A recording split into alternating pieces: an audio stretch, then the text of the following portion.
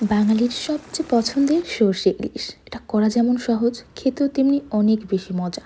সবচেয়ে ভালো একটা ব্যাপার হলো 10 থেকে 15 মিনিটের মধ্যে সব কিছু রেডি থাকলে এটা হয়ে যাবে।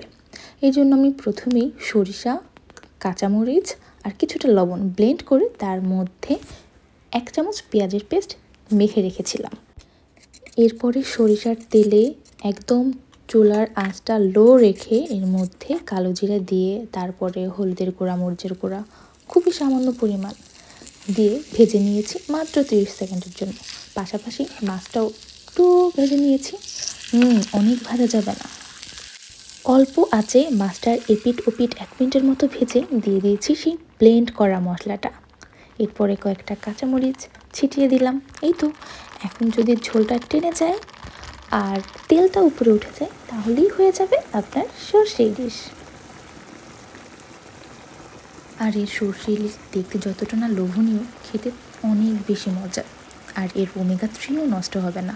অল্প আছে অথবা ভাপে রান্না করতে হবে, তাহলেই হলো।